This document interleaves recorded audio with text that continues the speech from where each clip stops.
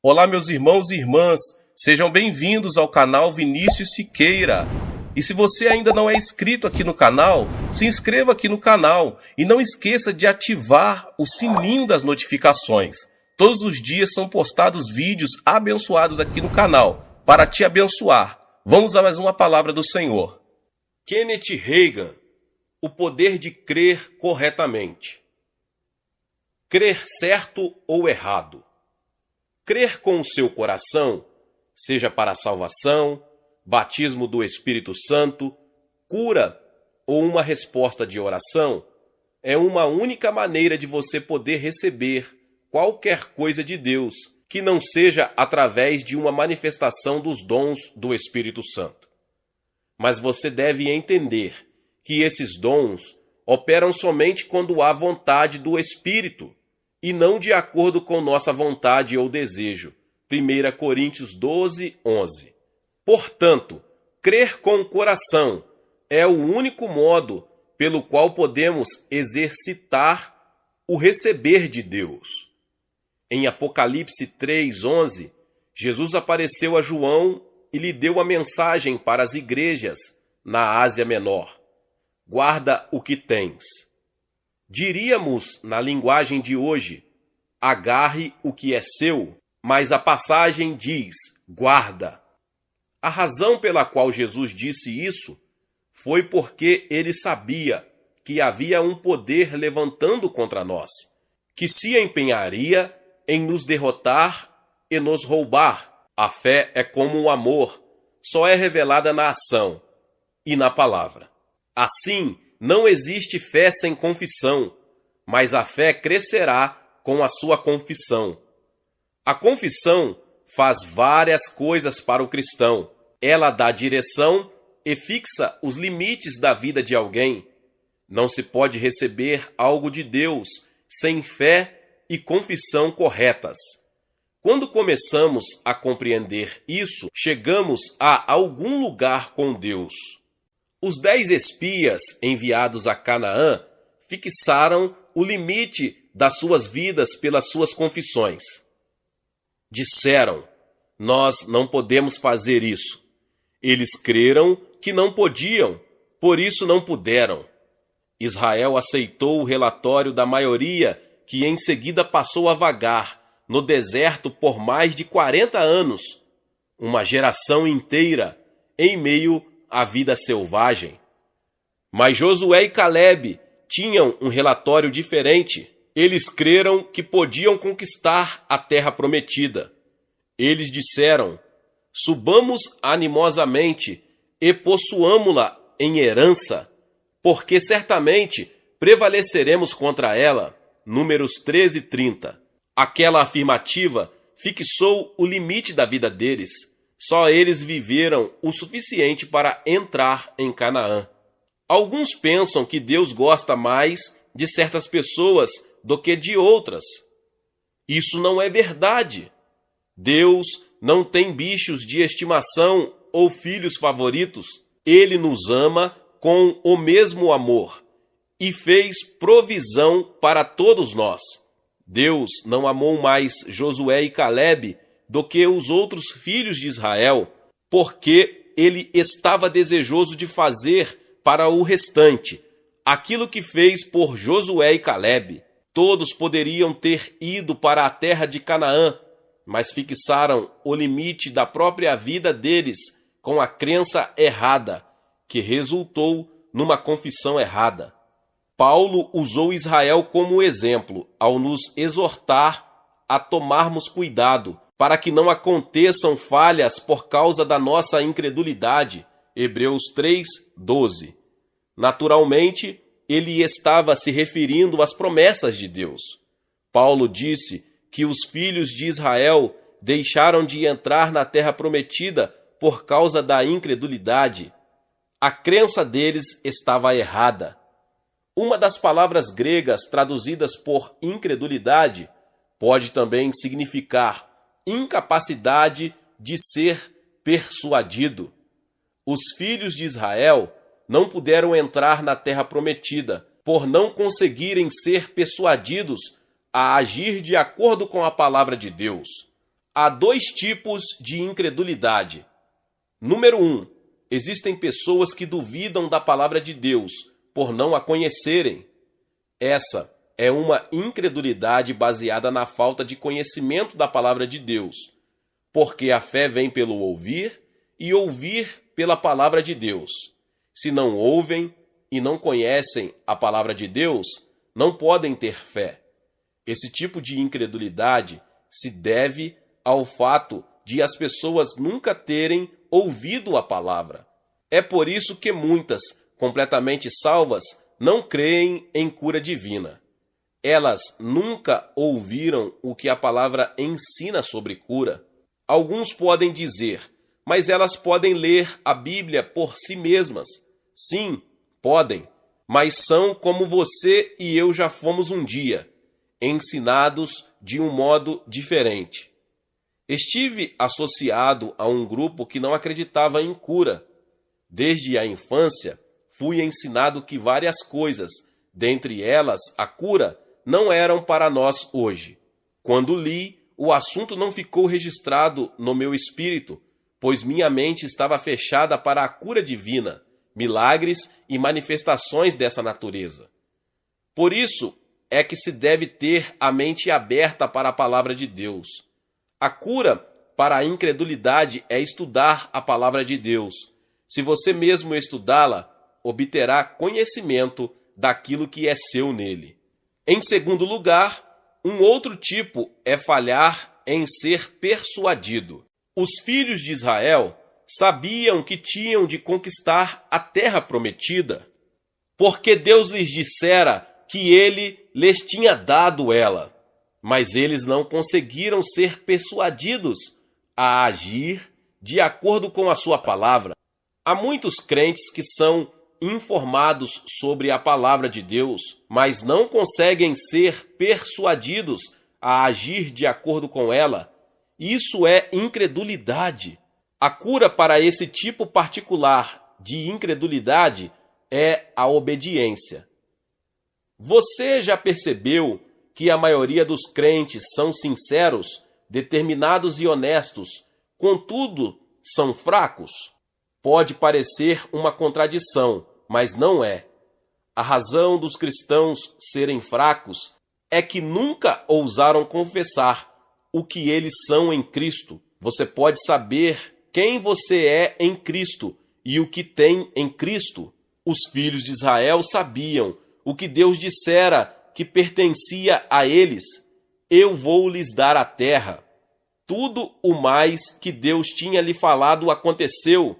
Eles viram a fidelidade do Senhor em todas as outras coisas que eles lhe havia prometido, mas não conseguiram ser persuadidos a agir na sua palavra no assunto de tomar posse da terra. Similarmente, a maioria dos cristãos hoje não está andando na luz que realmente possuem no tocante à palavra de Deus. A maior parte deles está orando: Senhor, dê-me isso, ou faça aquilo por mim. Mas Deus não vai fazer nada por eles, a menos que comecem a agir de acordo com o que sabem. Quando agirem sobre a palavra, obterão a resposta. Quando eu estava extremamente adoentado e acamado durante minha adolescência, minha família pensou que eu ia perder a cabeça, porque eu lia muito a Bíblia. Até fizeram um dos meus médicos, Dr. Robertson, dizer-me que eu não deveria ler tanto, pois ficaria louco. Como ajudaria se as pessoas pudessem perder as suas mentes naturais e ganhar mentes espirituais? Mas eu sabia que estava conseguindo a minha saúde e minha força por meio do estudo da palavra de Deus. Por isso, simplesmente continuei a ler e a estudar. Percebi que a Bíblia contém tanto o Antigo como o Novo Testamento. E vi que o Novo Testamento dava instruções à igreja. Por esse motivo, passei a maior parte do meu tempo lendo o Novo Testamento, especialmente as epístolas. Extraio a maioria da minha pregação das epístolas, pois elas me dizem quem eu sou e o que tenho em Cristo. Essa é a confissão que gosto de manter, pois é vitoriosa e derrota o diabo sempre. Muitos pastores, evangelistas e membros leigos passam o tempo em algum outro lugar. E isso transparece no decorrer do tempo, porque eles nunca têm um sinal de vitória na vida. Conheci um ministro que nunca pregou sobre nada, a não ser profecia. Ele estava sempre pregando sobre o lado negro dela. Por fim, o seu povo ficou cansado de ouvi-lo sobre isso o tempo todo e passou a frequentar outro lugar. Esse pastor sofreu muito fisicamente antes de morrer. A profecia pode ser pregada de forma a se tornar uma bênção, mas pode ser pregada de maneira a se constituir uma maldição. É o mesmo quando se prega sobre os demônios. Uma pessoa pode demonstrar a autoridade que os cristãos têm sobre eles, e tanto ele quanto o povo será abençoado. Por outro lado, o povo pode ficar terrivelmente assustado, ouvindo pregações errôneas sobre demônios. Louvado seja Deus, pois os cristãos não têm de tremer diante deles, nem temê-los. Se vivermos nas epístolas, viveremos em vitória. Paulo listou um número de coisas que iríamos enfrentar na nossa caminhada cristã, mas resumiu-as dizendo: em todas essas coisas somos mais que vencedores por aquele que nos amou. Romanos 8:37. Note que Paulo disse que temos vitória de sobra, porque somos mais que vencedores. Quando falo sobre a mente, isso assusta algumas congregações. Imediatamente pensam na ciência cristã. Não obstante, na realidade, a Bíblia fala muito sobre a mente. Isaías 26:3 diz: tu conservarás em paz aquele cuja mente está firme em ti. A palavra de Deus nos exorta a termos a mente de Cristo. Quanto ao mais, irmãos, tudo o que é verdadeiro, tudo o que é honesto, tudo o que é justo, tudo o que é puro, tudo o que é amável, tudo o que é de boa fama, se há alguma virtude e se há algum louvor, nisso pensai. Filipenses 4:8. Eu creio que é por isso que muitas estão doentes, mesmo que todo mundo no país já tenha orado por elas. Ficam em todas as filas de oração para a cura e nunca a recebem. A razão pela qual elas não estão sendo curadas é porque estão pensando incorretamente. No passado, notei que muitas pareciam ter sido ajudadas quando orei por elas. Algumas até testificaram que a dor e os sofrimentos foram embora por 2 ou 3 dias. Eu sabia o tempo todo que a enfermidade ou dor voltaria, pois o lamento ainda estava em suas vozes. Elas simplesmente continuaram pensando, crendo e falando errado, até que o problema voltou. É muito mais fácil seguir o que o homem pensa sobre as coisas do que seguir o que Deus diz sobre a situação. Algumas vezes, a coisa mais difícil do mundo é conseguir que a mente de alguém desista do que o homem fala e siga o pensamento de Deus. Precisamos meditar e pensar na palavra de Deus, bem como crer nela com o coração. Por exemplo, todos os médicos e amigos disseram que eu não poderia superar a doença que eu tinha, mas em vez de ouvi-los, escolhi crer no que a palavra de Deus dizia sobre o que ele fez por mim em Cristo.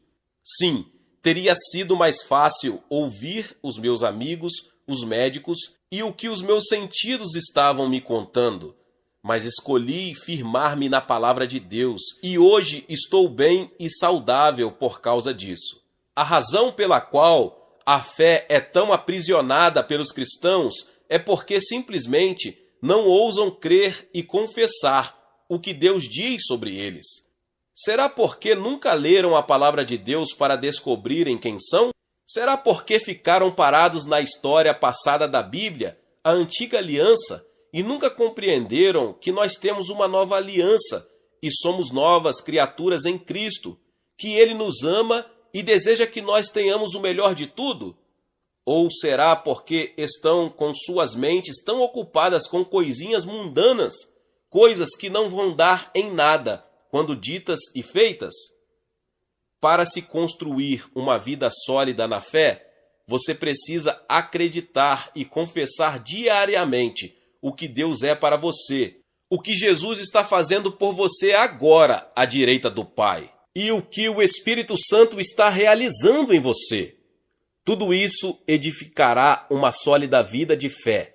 Então, crescerá até o ponto em que você não terá medo das circunstâncias e não temerá nenhum tipo de doença ou qualquer situação.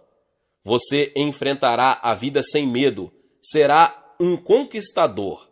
Depois de algum tempo, descobrirá que a seguinte passagem é verdade. Mas em todas estas coisas, somos mais do que vencedores. Romanos 8:37. Você nunca será um vencedor, a menos que confesse que o é. Uma confissão errada, naturalmente, é uma confissão de derrota e fracasso, e da supremacia de Satanás. Alguns estão sempre confessando sobre o seu combate com o diabo. Ao agirem assim, magnificam-no.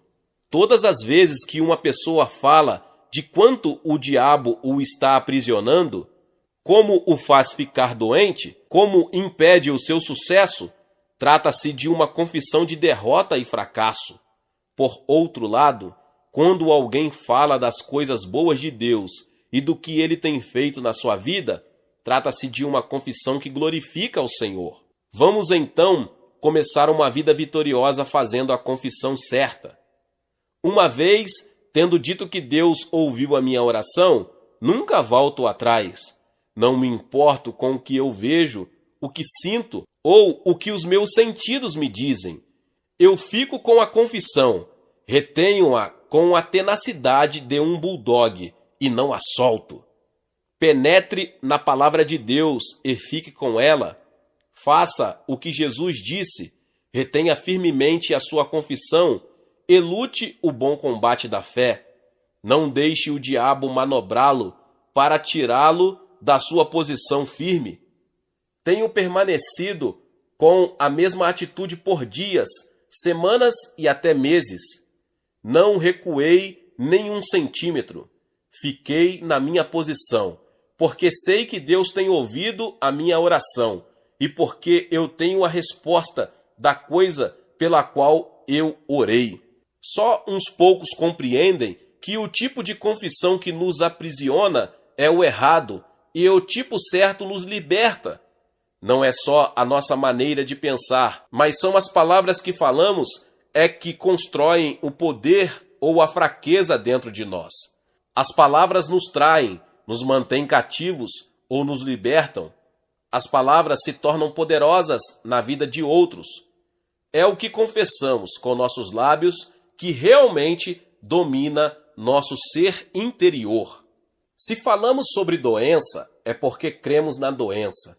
Se conversarmos de fraqueza e fracasso, é porque nós cremos em fraqueza e fracasso. Inconscientemente, confessamos aquilo que cremos. Pois do que há em abundância no coração, disso fala a boca. Mateus 12:34. Meus queridos irmãos, glória a Deus, chegamos ao término de mais um capítulo deste livro tão abençoado de Kenneth Hagin, Pensamento Certo ou Errado. Se você que chegou aqui pela primeira vez e ainda não é inscrito no canal, se inscreva no canal e ative o sininho das notificações. Todos os dias são postados vídeos abençoados aqui no canal para te abençoar. Deixe também o seu like e não esqueça de compartilhar com as pessoas que você mais ama. Escreva também aqui nos comentários como este livro tem abençoado a sua vida grandemente. Nos vemos nos próximos vídeos. Amém.